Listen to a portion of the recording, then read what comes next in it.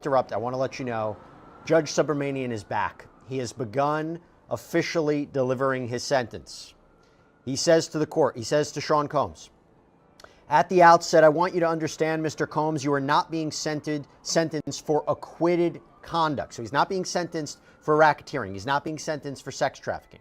But under 3553, which, by the way, is the federal statute regarding imposition of a sentence. Diddy sat motionless in the courtroom, his face drained of color, as the judge delivered the words he had fought desperately to avoid. For decades, he had maneuvered through the music industry like a king, untouchable and immune to the consequences that crushed ordinary people. But this was no record label boardroom, no VIP after party where money and charm could silence critics. This was a courtroom. I'm going to tell you, there's like a but, right? Yes, you've done many things, but, and that might not be good for Sean Combs.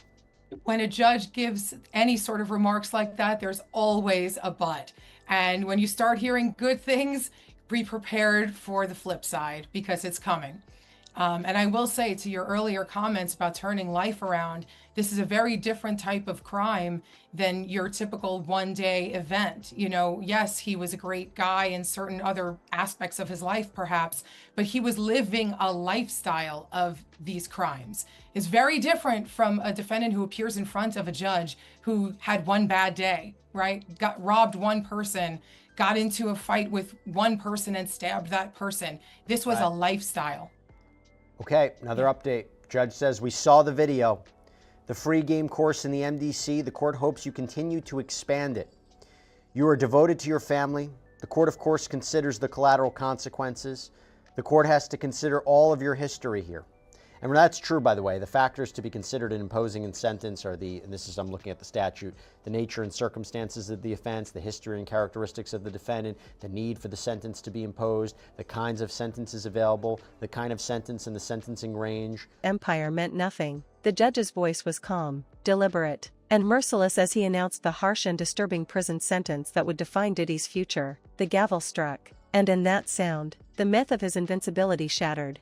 The silence that followed was deafening. For weeks, the trial had peeled back the layers of his carefully protected image, exposing story after story of abuse, manipulation, and intimidation. I mean, it could be different, but a lot of times you start off with the part, not with the part that you're going to end with. You know what I mean? Here's the good news, but here's the bad news, and here we are because of the bad news, as opposed to here's the bad news, and here's the good news, and here's where we are because of the good news. I think the order of things may dictate that, you know, he's going to come at him and it's not going to be a low-end type sentence. Sierra, this is very consistent with what we talked about before, where that video was being played of Sean Combs, where you look at his history of helping others, you look at his works in the community. You and I had talked about it. The argument would be, yes, but at the same time he was committing crimes. Or after his apology video for Cassie, he was accused of committing crimes. It seems that the judge is being consistent with this, and I apologize if I have to cut you off if the judge says something, but your thoughts? No, please do cut me off because I want the updates as much as you do, Jesse, and so do our viewers. But I think it's confusing here, right? But two things can be true. P. Diddy can have all the love in the world for his children, and he can be a great dad to them. But on the other side of the coin, he did commit these acts, and it is violence. And I think the thing that was most telling to me from what we've heard. All right, let's hear that update, Jesse. Sierra, I'm going to throw it right back to you, but this is the judge. This was subjugation. That is the reality of what happened. These offenses irreparably harmed two women. You plied them with drugs. Why did it happen so long? You had the power and resources to keep it going. You were more than a John.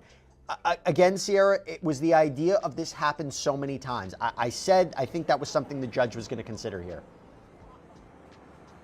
And what he said very specifically is that I was sitting right here. I heard the testimony. And I think that is what is so vital when we were talking about the way that the judge was going to end up with all of this sentencing, is the fact that it wasn't today he decided it. It wasn't in the 3 months that he had to go through and read all of those letters. No, it was when he was sitting there in the courtroom, seeing Cassie and Jane and Mia and all of the testimony there, that this happened over and over again. It wasn't, to your point, to what Serena said earlier, this wasn't a one-time thing. This was a pattern of abuse that the prosecution put on and displayed, and then here we have a conviction. And so I do think that all of this is kind of running through Judge Arun Subramanian's mind as he's coming forth, putting down this sentence, because, I mean, it's really hard to ignore. All right, Judge, this just came in. A significant sentence is required to deter. Witnesses painted a picture of a man consumed by power, a man who built his empire not just on talent and ambition but on the fear of those around him. Evidence told the same story, hundreds of pages of contracts, NDAs, and internal communications that revealed not just indiscretions, but patterns of violence and control. For years, whispers had floated through the industry about what really happened behind closed doors. But now, in front of the world, those whispers had become undeniable truth. Diddy had walked into the trial with the same confidence that carried him through decades of scandals, but day by day, witness by witness, that confidence eroded. The prosecution brought out former employees, former partners, insiders who had stayed silent for too long. They described secret parties, coercion, and a toxic empire built on indulgence and intimidation. The jury listened, the world listened, and with every detail, the weight of the case grew. I'm shocked by this news. I'm curious what the defense's response to that will be, that allegation. One more thing, Sierra. We have a poll up that says, do you think Diddy will speak publicly after sentencing? So that's assuming, of course, that he gets time served and is let out immediately, which we don't believe is going to happen because he still has to be processed from the MDC. But the poll says 38% say yes through a lawyer, 32% say yes immediately, 30% say no. The question I have to you is, have you heard anything about what we can expect post-sentencing? What the scene is going to be like afterwards? Do we know if there's going to be any press conferences from either attorneys, prosecutors, defense attorneys, victims, anybody? Is there anything set up outside the courthouse for that? You know, it's interesting that you say that, Jesse, because right before you tossed to me, I was literally thinking that what is our contingency plan for what is going to happen? Now, we do have, right where I'm at, we've got our camera, you know, I'm coming to you live. Across the street, though, we're taking a look at it right now. We have that camera completely set up. Now, there's always that podium there every time I've been here in New York, just kind of ready to go, whatever could happen. So I guess there's a couple of answers for this. Number one, do I think that P. Diddy, whenever he's sentenced, you know, whenever he himself has the availability to speak, will he? Yes, I personally do think that. I mean, we know Diddy. We know he's pretty charismatic. We know he has, you know, his story about everything, and I'm sure he wants to share his feelings about all of it after keeping relatively quiet. I mean, he didn't testify, of course. They didn't call any witnesses for the defense. I know Diddy's going to want to talk. Will it be today? I'm thinking probably not. I guess we'll wait and see. However, for the defense and prosecution, I would not be surprised if we have some sort of press conference after all of this. Again, we are ready to go if that does happen. I haven't heard anything definitively. I think a lot of it depends on what sort of sentence is handed down, but we're definitely ready for it. Or if he's going to be speaking in Miami. I mean, Alexis, that is, if that's true, I mean, Alexis, that says something, doesn't it? Well, it says that he appears to continue to think he's above the law, that he can just, you know, basically get away with these crimes, not have to serve any additional time, and go on his merry way. And I do agree. He, as soon as he can, he will be talking. But I think this is also consistent with the concern that the judge is having, that he is not showing any sort of remorse. He doesn't think, it appears, that he has done anything wrong. He appears to just think he was railroaded and everything he did was correct. These speaking engagements, if true, are very disturbing, and I think they're going to have a major impact on the judge's decision with regard to sentencing. Well, I wonder if I'm totally off by this, Tyler. Could the defense use this to their advantage? And hey, listen, this is very consistent with what Sean Combs has been saying in his letter. You know, that he's been doing good on the inside, speaking to inmates, trying to better their lives. There's nothing he can change about the past. When the judge announced the prison term, Diddy's mask cracked. He slammed his fists on the table, his voice rising in disbelief. He begged, he shouted, he cursed at the system, insisting it was all lies, that he was being made an example of. But his cries carried no power here. Security guards stood ready, his own legal team powerless to calm him. The judge did not flinch. The decision was final, the punishment sealed. years in prison, years stripped away from the life he had so carefully crafted. For a man who thrived on control, the loss of freedom was a nightmare too large to bear. Outside the courtroom, the fallout was immediate. Headlines screamed of his collapse, of the mogul finally being forced to face justice. Fans were divided, some in disbelief, others vindicated after years of suspicion. Social media lit up with clips of his outburst, hashtags trending within minutes. The empire he built, the image he maintained, was crumbling faster than anyone could have predicted. Endorsements and business deals evaporated overnight. Away from a life of crime, staying away from drugs and excessive lifestyle, as he said. Now, the prosecution is clearly going to say this is a man who has ego that's beyond, human nature, and he expects to walk out of jail immediately. But I don't see there really being any much to this. It's really a nothing burger. I think the facts are what the facts are. The sentencing guidelines are what they are. And I think the judge is smart enough to stay on track when both sides try to pull him one way or the other. Hey, Tyler, can the judge ask Sean Combs, like if Sean Combs provides a statement to court and it echoes a lot of what he's been saying, can the judge say, Mr. Combs, can I ask you about this booking engagement? Can he ask questions to him during the course of this sentencing? It's a judge's courtroom. He can ask questions. Interesting. Alexis, update from court. Prosecutor Slavic says even in cases that decline to apply the cross-reference, significant sentences are handed down, including in this district. I guess the bigger question here, Alexis, is what realistically could his sentence be if he was acquitted of the more serious charges? If you couple transportation to engage in prostitution, if he was convicted of racketeering conspiracy, he was convicted of sex trafficking and transportation to engage in prostitution, that's an enhancer, that's an aggravator, it's part of an overall story. But it goes to this idea also, like, there are people who say he wouldn't have been prosecuted if all the government had was prostitution charges. They wouldn't have gone they wouldn't have filed the charges against them, they would have prosecuted him. So if he was acquitted of those serious charges, I do wonder, in and of itself, transportation to engage in prostitution, what could he be looking at?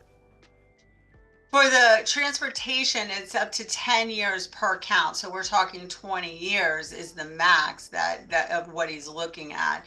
But I don't think he's going to get anywhere. We've got probation coming in at 7. We've got prosecution only asking for 11. But also we have to focus on the fact that just because he wasn't convicted of those charges, remember there was testimony with regard to support, for instance, the violent aspects. Specifically that video. So, which he did, admit in the public that he did do that. There was that whole video where he was responding to, the video in the hallway at the hotel, which was one of the things that the judge did look at and consider with whether he was going to release him post-conviction. So, when they're saying that, like you were saying, the crossover, that the fact that he was acquitted doesn't take away from some of the allegations supporting that violent aspect. Now they're talking about comparable cases and all that. Here's my question, Tyler. You remember the apology video? Remember his apology video that he put forward right after CNN had published the 2016 tape of him beating Cassie Ventura? You couple that, I'm going to play that for you, and then you couple that with what he's saying in this letter to the court and what he might say in court, where he describes he's been reading and writing, working out, attending therapy, teaching a free game business course to inmates, sharing both successes and failures. Let's compare that to the video, and we'll talk about it.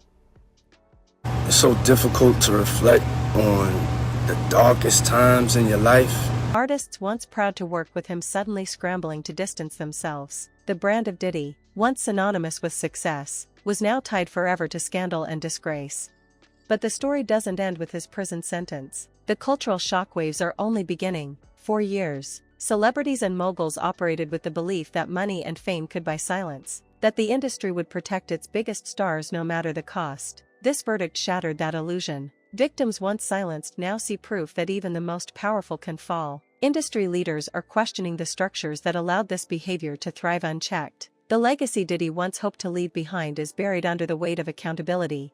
As Diddy was led away in handcuffs, the cameras caught every second. This wasn't just another scandal, it was the collapse of a myth. The man who once stood on stage commanding audiences of thousands, who once threw million-dollar parties to celebrate his dominance, was Imagine how that feels to speak in front of not only the judge, but in front of your father, in front of a whole bunch of people in the media who want to hear what the kids have to say. Because even though we saw them inside the courtroom, Jesse, even though we've seen them in passing in the cafeteria and other things like that, this is the first time we're really kind of hearing them speak about how their lives have been impacted by Sean Combs's, the allegations that have been against him and the conduct, all of that stuff. But they said right up the front, they were like, we're not here to make excuses for him. We aren't here to excuse his mistakes. We need him in our lives. Jesse Combs talking about how she lost her mom, that her mom being Kim Porter when she was very young, and that Sean Combs promised to be there to keep them safe. Then Chance Combs spoke afterwards, and she said that we're just daughters who need our father. When we talk, he speaks with a clear mind now. He's more patient. He's thoughtful. He wants to be a better man. He wants to be a better father. He's parented our 2-year-old sister from jail, and I see glimpses of our father during that. She said our sister deserves, and that the sister being 2-year-old Love, deserves a father who is present to teach her how to ride a bike, to tuck her in at night before she goes to bed, something that all kids want from their parents, right? Then Delilah Combs afterwards spoke after Chance. She said that we're scared of the thought of not having our mom and our dad in our life. And she says that these are the years that we'll never get back. She says, I know that missing the missing years hurt because we lost our mom and they've already lost so much. So really that was kind of a time where you were really kind of seeing everyone get a little emotional in terms of people on the defendant's side. Sean Combs himself, I think it was a moment where we were kind of seeing him inside the courtroom at the defense table really kind of turn and look at his children. Kind of hard for him to keep a straight face with that. Like, he was so emotional, which I understand. He's a father, and he's a father to many children, and the kids have gone through a lot in their life. And so it was very emotional, Jesse. I can definitely say that. It was a lot of tears inside the gallery, especially on Sean Combs' side, but definitely from Sean Combs himself, too. He was very emotional while his kids were speaking. There's a lot at stake today. It's not surprising you're seeing this. By the way, before I ask you something else, I just have to let you know the amount of love that you're getting online is quite palpable. Basti failed. Greetings, my queen. We love you in Germany. Christina Lester, super chat comment, who's been great today. Tell Elizabeth her skin is glowing as per usual. Nikki Hayes, how are you, Elizabeth? We heart and appreciate you. Anto Grego, beautiful Jesse and Queen Elizabeth. Love you guys. You make a great team. Maylin Bourbon, oh, how I missed the chat, the lunchtime show, and the Long Crime team and panel. Long Crime, thank you for all your hard work. So, and super chat question from Mike. What's the update? Well, I think Elizabeth just laid out the entire update. I will ask you this. There was a question from the lone medic. How long does Elizabeth think Diddy will be sentenced for? Wasn't there a comment today? Was now reduced to a prisoner, his fate sealed by the very system he believed he could outsmart. His tears, his rage, his disbelief, all of it broadcast to the world as a reminder that no empire is too powerful to fall. For the victims, the sentence brought closure, a recognition of the pain they endured. For the fans, it forced a reckoning with the legacy of a man who shaped music but left destruction in his wake. For the industry, it was a wake-up call, proof that silence and complicity can no longer shield those at the top. And for Diddy himself, it was the final chapter in a story he had written with arrogance and denial, now rewritten by the truth. Diddy's fate is sealed, his freedom is gone, his empire is broken, and the world will remember not the mogul who rose to the top, but the man who fell from grace in the most public, devastating way possible. The courtroom was still, every breath heavy with anticipation as the judge prepared to read the decision that had been building for weeks. Diddy sat there, stiff and uneasy, trying to hold on to the air of power he had carried for decades. But this time there was no stage, no audience of fans screaming his name, no industry allies clapping him on the back. This was reality, this was judgment. And when the judge's voice rang out, announcing the harsh and disturbing prison sentence that would forever alter his life. Attorneys and the judge, did you find any clarity about that?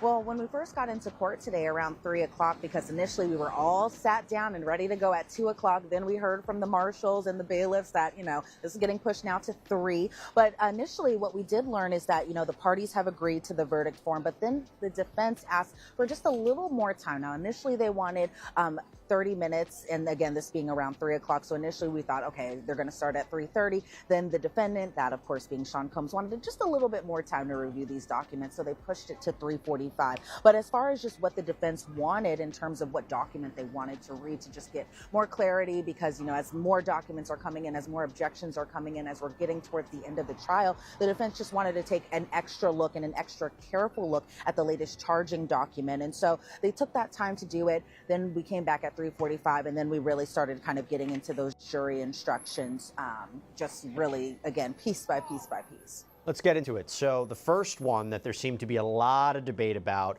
not surprising, one of the most complicated charges of this case, racketeering conspiracy. There are a number of different parts to this. What did they say? Did they come to a decision about what is conspiracy? What is a criminal agreement? What is a criminal enterprise? Some of the big highlights that you saw between the prosecution and the defense, and do we have any kind of answers as to what the jury is going to be instructed regarding the top charge in this case, the charge that carries up to life in prison? Yeah, and it seems like because it comes with such a hefty penalty of the possibility of life in prison, right, Jesse, that they took so much time really just going through all the thorough details, especially as it pertains to count one, that being racketeering conspiracy, aka RICO. So right off the bat, they get to page 13 and the government had an objection, because again, when I say page by page by page, they really took it page 1, does anyone have objections to, et cetera, et cetera, et cetera. So by the time they got to page 13, the government objected kind of to the end of the page when it came to the conspiracy instruction, because the government wanted a note about co-conspirators and how they might not have known, but they can still be a part of the conspiracy. Whereas the defense said in an argument that some of the co-conspirators, like Christina Courtroom, like KK, didn't know what was going on. So the defense objected to that because they said that's not necessary. They say that the law requires a co-conspirator join the agreement. Shapiro, again, Alexandra Shapiro making these arguments on behalf of the defense here. But she had said that the issue was the knowledge of the alleged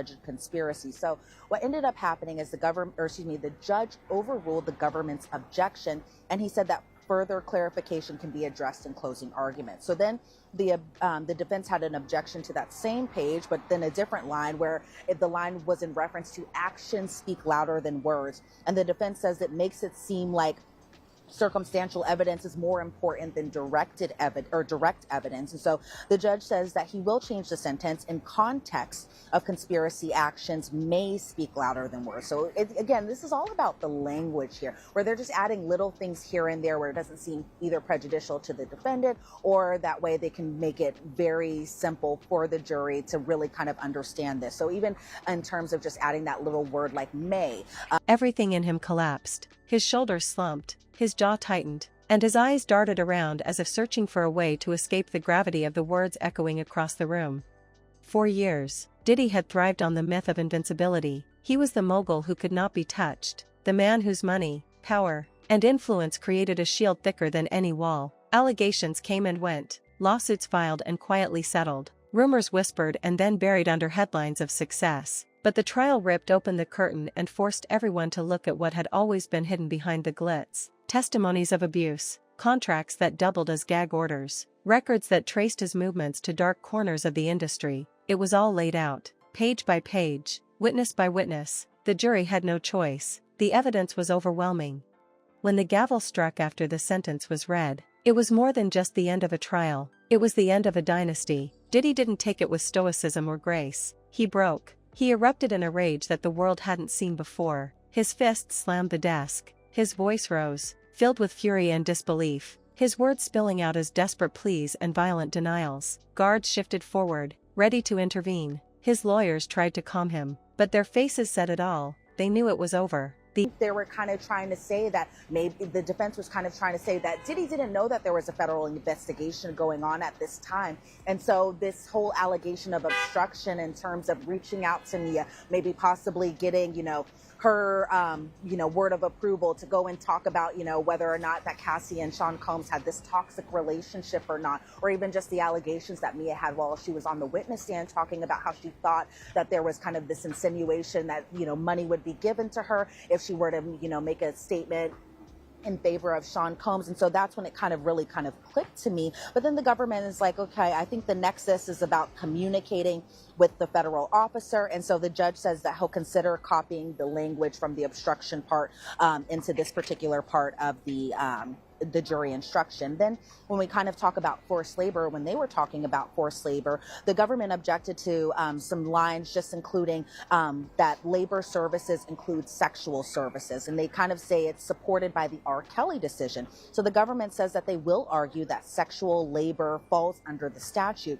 And they said that we need to make it clear to the jury that this is a different kind of labor and it falls within labor and services, where the defense says clearly sex trafficking can fall under forced labor. And they kind of pointed to their motion for acquittal argument that they had made just yesterday. And so the judge ended up overruling the government's objection because he said that the concern is that the jury may be confused that sexual services automatically count as laboring services. And so the government will have the chance to kind of argue about this during their summations, aka their closing arguments. And so there was kind of, just again, the legalese as far as the defense objecting to lines about difficult and compulsory. And they say it goes to mirror what the government argues, that the term labor is sufficient. You don't need to include specially. Again, they're really just kind of making sure that every single word is accurate and perfect for the jury to really kind of understand and really kind of digest it as they're getting all these really kind of like legal jargon, legal words in terms of the instructions that they're going to be eventually given